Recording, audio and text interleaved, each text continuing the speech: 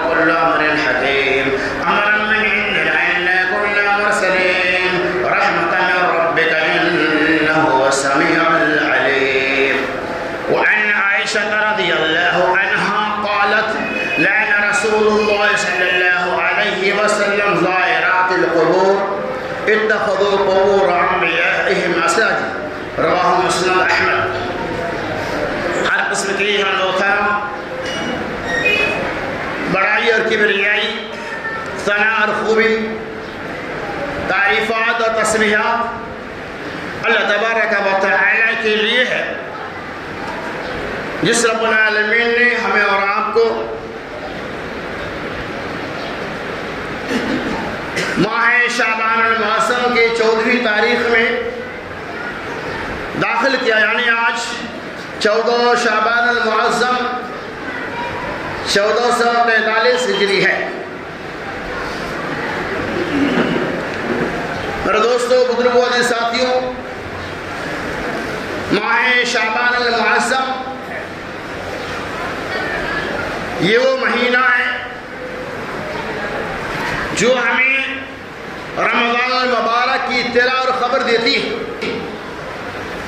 یقیناً شعبان کا مہینہ اہمیت والا مہینہ ہے. اس مہینے کے اندر نبی صلی اللہ علیہ وسلم کثرت سے روزہ رکھا کرتے تھے. یہ مہینہ یقیناً اس ماہ مبارک کی فضیلتیں اور اہمیتیں بھی بیان کی گئی ہیں. ماں عائشہ رضی اللہ تعالیٰ عنہ کہتی ہیں ما رأیت النبی صلی اللہ علیہ وسلم یصوم شہرین متتابعین الا شعبان و رمضان. رواه ترمذی، کہ میں نے نبی صلی اللہ علیہ وسلم کو شعبان اور رمضان کے علاوہ کسی مہینے میں بھی تسلسل کے ساتھ پے در پے دو مہینہ کا روزہ رکھتے ہوئے نہیں دیکھا. بعض روایت آتے ہیں کہ نبی صلی اللہ علیہ وسلم ماہ شعبان میں کثرت سے روزہ رکھا کرتے تھے. یقین اس ماہ شعبان المعظم کی فضیلت، اس کی اہمیت، اس میں کوئی شک نہیں. امتی بھی چاہے اللہ کی توفیق کے مطابق جتنا چاہے اب روزہ رکھے، کوئی حرج نہیں، لیکن روزے کو تخصیص کرنا یہ قابل غور بات ہے. جس طرح سے اس ماہ کی مناسبت سے غلط اور موضوع روایتوں کا لوگ سہارا لیتے ہیں. سب سے پہلے آپ ترجمہ ملاحظہ ہو تاکہ تفصیل سمجھنے میں آسانی ہو. اللہ تبارک و تعالی نے فرمایا حامیم والکتاب المبین، قسم ہے کھلی ہوئی کتاب کی، واضح کر دینے والی کتاب کی. اِنَّا أَنزَلْنَاهُ فِي لَيْلَةٍ مُبَارَكَةٍ إِنَّا كُنَّا مُنذِرِينَ. بے شک ہم نے اس قرآن حکیم کو لیلۃ المبارکہ میں نازل کیا اور بے شک ہم ہی ڈرانے والے ہیں. فِيهَا يُفْرَقُ كُلُّ أَمْرٍ حَكِيمٍ. اور اس شب کے اندر لیلۃ المبارکہ میں بڑے بڑے معاملات کے فیصلے کیے جاتے ہیں. امرا من عند انا كنا مرسلین، اور میری ہی اجازت سے فیصلے طے ہوتے ہیں اور ہم ہی رسولوں کو بھیجنے والے ہیں. رحمت من ربک انہ هو السمیع العلیم. بے شک اللہ تبارک و تعالیٰ کی رحمت ہے آپ کے ساتھ. اللہ تبارک و تعالیٰ سننے والا اور جاننے والا ہے. سورۃ الخان کی آیت بینات کے اندر اللہ تبارک و تعالیٰ نے اس بات کو وعدے کر دیا کہ ہم نے اس قرآن مقدس کو لیلۃ المبارکہ میں نازل کیا. اور لیلۃ المبارکہ یہ رمضان مبارک کے اندر ہے، آخری طاقت، جیسے کہ آپ سنتے ہیں. بعض لوگ اس رات کی اہمیت اور فضیلت کے پیش نظر لیلۃ المبارکہ اسی شب کو تصور کر لیا، اس لیے لیلۃ المبارکہ یا شب برات کے نام سے جانے جانا ہے، نجات دلانے والی رات. یقیناً ایک دم مطابق وہ فیصلہ ہے کہ شب قدر جس رات کی اہمیت کتاب و سنت کے اندر بے شمار بتائی گئی ہے، وہ رمضان کے اندر طاق رقم ہے. اس سے مراد شب برات کی رات 15 شعبان کی رات نہیں ہے. 15 شعبان کی فضیلت میں حدیث سے بیان کروں گا، لیکن وہ چیز نہیں. میرے دوستوں، بزرگوں اور ساتھیوں، چند اشعار میں پیش کرتا ہوں سے ہمارا موضوع آپ کو ذرا واضح ہو جائے گا۔ شب برات کو بے دین نے بگاڑ دیا، شب برات کو بے دین نے بگاڑ دیا، حسین سنتوں کے باغ کو اجاڑ دیا۔ جو شب تھی خیر کی وہ شب اب نہ رہی، جو شب تھی خیر کی وہ شب اب نہ رہی، ہوا ہے دامن مقصود خیریت سے تہی۔ بنا میں اجر و فضیلت کے گناہ ہوتا ہے، بنا میں اجر و فضیلت کے گناہ ہوتا ہے، عمل کا نامہ گناہ سے سیاہ ہوتا ہے۔ ان اشعار سے یہ بات واضح ہو گئی کہ شب برات کی جو حقیقت تھی اس سے ہم ناشنا ہیں۔ آج ہم اور آپ سب لوگ مل کر حسین سنتوں کے باغ کو اجاڑ دیا۔ جو سنتیں تھی ہم اس سے کوشش دور ہیں، اور جو بدعتیں ہیں ہم اس سے قریب ہو گئے۔ حضرت عائشہ رضی اللہ تعالی عنہ کہتی ہیں کہ ایک شب میں نے محمد رسول اللہ صلی اللہ علیہ وسلم کو گھوم پایا، یعنی نبی صلی اللہ علیہ وسلم کو میں نے موجود نہیں دیکھا، میں آپ کا فالو کیا، میں آپ کے پیچھے ہو لگی۔ جب میں پیچھے چلتی رہی میں جنت البقیع کے قریب پہنچ چکی، میں نے دیکھا کہ محمد رسول اللہ صلی اللہ علیہ وسلم جنت البقیع میں موجود ہے، قبرستان میں موجود ہے۔ نبی صلی اللہ علیہ وسلم جب آئے دیکھا کہ عائشہ رضی اللہ تعالی عنہ کیا تو یہ سمجھ رہی تھی کہ میں تیرے اوپر یعنی اللہ اور اس کے رسول تیرے اوپر خیانت کریں گے، تیرے ساتھ ظلم کریں گے؟ کہا نہیں یا رسول اللہ، میں یہ سمجھ رہی تھی کہ شاید کسی اور بیوی کے پاس آپ چلے گئے ہوں گے۔ اس کے بعد رسول اللہ صلی اللہ علیہ وسلم نے ارشاد فرمایا کہ آج وہ شب ہے، 15ویں شعبان ہے، اللہ تبارک و تعالی سمائے آسمان سے سمائے دنیا پر نزول فرماتا ہے، اور قبیلہ بنو کلب کے بکریوں کے باغوں کے مانند گناہوں کو بخش دیتا۔ یہ روایت ترمذی کی ہے۔ اب اصل نسخہ میں بھی اور شرح والے نسخہ میں بھی دیکھ سکتے ہیں، اس کی پوری تفصیل دیکھنا ہے تو ترمذی کا ایک شرح ہے تحفۃ الاحوزی، اس کی اندر پوری تفصیل اس حدیث سے موجود ہے۔ اب یہ روایت میں پیش کی جاتی ہے،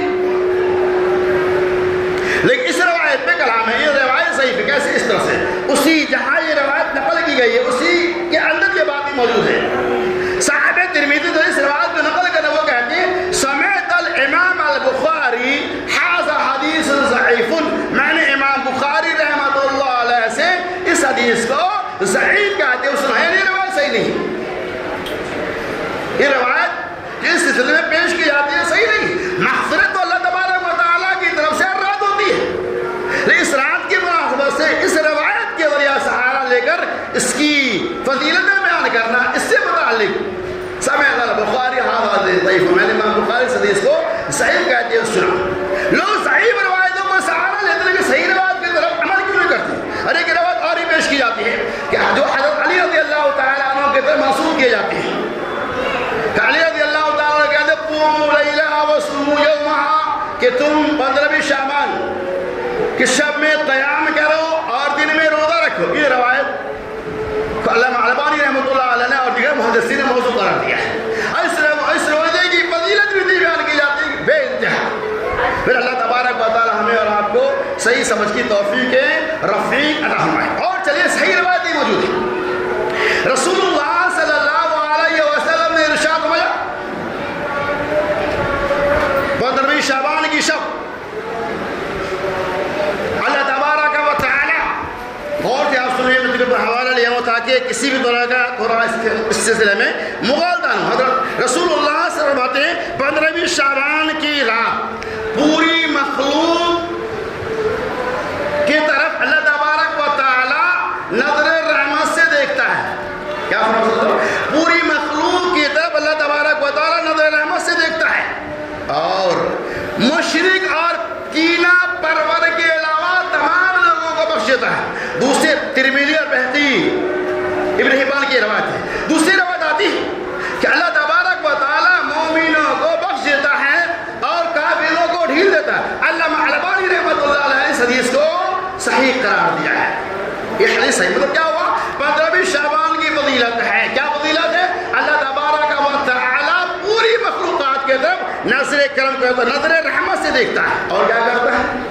مشرک اور کینہ پرور کے علاوہ تمام لوگوں کو بخش دیتا ہے. مطلب مشرک کی بخشائش نہیں ہوگی, نہ جو دل میں کینہ رکھتا اس کی بخشائش ہوگی, اور کافروں کو اللہ تعالیٰ چھوڑ دے رکھتا ہے. اب آدمی غور کا اس حدیث کے اوپر یقین شب کی فضیلت کوئی شک نہیں. اللہ تبارک و تعالیٰ دوسری روایت آتی ہے رسول اللہ صلی اللہ علیہ وسلم کہ اللہ تبارک و تعالیٰ ہر شب سمائے دنیا سے, بعد روایت آتی ہے ہر جمعرات اور سوموار کے دن اللہ تبارک و تعالیٰ سمائے آسمان سے سمائے دنیا پر آتے ہیں اور کہتے ہے کوئی مانگنے والا, ہے کوئی سوال کرنے والا, ہے کوئی محتاج, ہے کوئی غریب کہ میں ان کو دوں, میں ان کے گناہوں کو معاف فرما دوں. اور اس شب بھی اللہ تبارک و تعالیٰ ماں باپ کی نافرمانی کرنے والا, شراب پینے والا, مدمن الخمر یعنی مدمن الخمر, کینہ رکھنے والا مشرک, اس کی بخشائش نہیں ہوتی.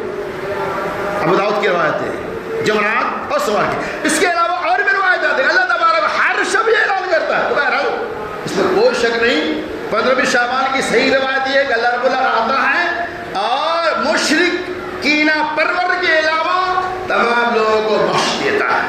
فضیلت کے سلسلے میں کوئی ایسی روایت نہیں آتی ہے کہ اس رات نبی صلی اللہ علیہ وسلم نے کسی طرح کی خاص عبادتیں کی یا آپ کے صحابہ نے کسی طرح کی خاص عبادتوں کا تذکرہ کیا یا اس شب کی مناسبت سے خاص دعاؤں کا تذکرہ ہو یا اس شب کی مناسبت سے خاص نمازوں کا تذکرہ ہو.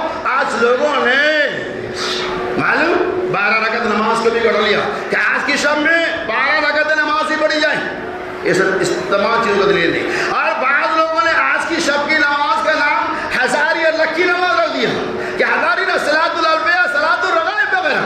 یہ تمام چیزیں غیر مسنون ہیں. رسول اللہ صلی اللہ علیہ وسلم سے اس سلسلے میں کوئی روایت, کوئی صحیح روایت موجود نہیں. میں آپ کو بتا, آپ کے رونگٹے کھڑے ہو جائیں گے. علامہ البانی رحمۃ اللہ علیہ نے شب برات یعنی 15 شعبان سے متعلق 34 روایتوں کا نقل کیا ہے. کتنے؟